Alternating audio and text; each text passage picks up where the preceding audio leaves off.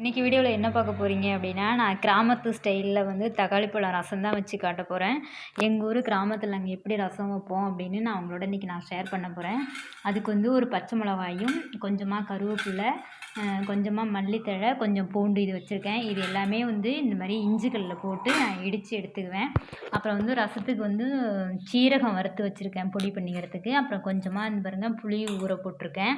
இதில் வந்து தக்காளி 3 தக்காளி மீடியமான சைஸு தக்காளியை வந்து நான் கரைச்சி வச்சுருக்கேன். தாளிக்கிறதுக்கு வந்து வரமிளகா, கருவேப்பிலை வச்சுருக்கேன். அப்புறம் கொத்தமல்லி தழை கொஞ்சம் போட்டு இறக்குறதுக்கு வச்சுருக்கேன். இது எல்லாமே வந்து இந்த பூண்டு, இந்த கொத்தமல்லி தழை, இந்த கருவேப்பிலை இதெல்லாம் சேர்த்து நான் இஞ்சி கல்லில் போட்டு இந்த பச்சை மிளகாய் எல்லாம் லைட்டாக நாங்கள் வந்து இடித்து வச்சு தான் நாங்கள் ரசம் வைப்போம்.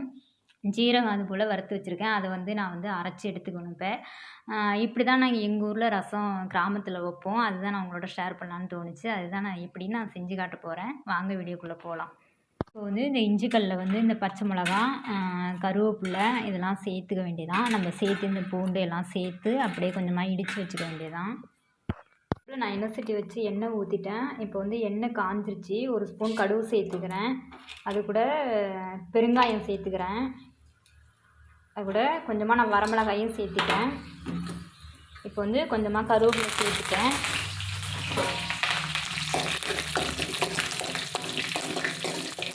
இதில் வந்து நான் வந்து மல்லித்தழை, கருவேப்பிலை, பூண்டு, மிளகு, சீரகம் இதெல்லாம் சேர்த்து அரைச்சி நான் ரசம் கரைச்சி வச்சுட்டேன்.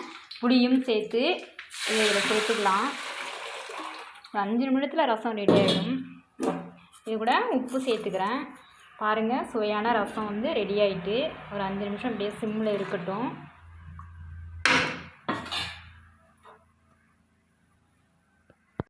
கோழியில் ரசம் நல்லா கொதித்து வர ஆரம்பிச்சிட்டு நான் என்ன ரொம்ப நேரம் ரசம் கொதிக்க விட வேண்டியதில்லை. நம்ம இந்த ஸ்டேஜில் வந்து நம்ம நறுக்கி வச்சுருக்க கொத்தமல்லியை வந்து தூவி நம்ம ரசம் இறக்கி கொண்டேதான். பார்க்குறதுக்கே கலர்ஃபுல்லாக ரசம் இருக்குது. நான் சமைச்சது மாதிரியே நீங்களும் சமைச்சு பாருங்கள். ஓகே, இப்போ நம்ம அடுப்பை ஆஃப் பண்ணிக்கலாம். நான் ரசம் வச்சது மாதிரியே கிராமத்து முறையில் நீங்களும் ரசம் வச்சு பாருங்கள். ரசம் வச்சு பார்த்துட்டு எப்படி இருந்ததுன்னு கமெண்டில் சொல்லுங்கள். அப்புறம் வீடியோவில் எதுவும் குறைகள் இருந்தாலும் மன்னிச்சிங்க. ஏன்னா நான் ஒரு கையாலே வீடியோ எடுத்துகிட்டே தான் நான் சமைச்சிட்ருந்தேன்.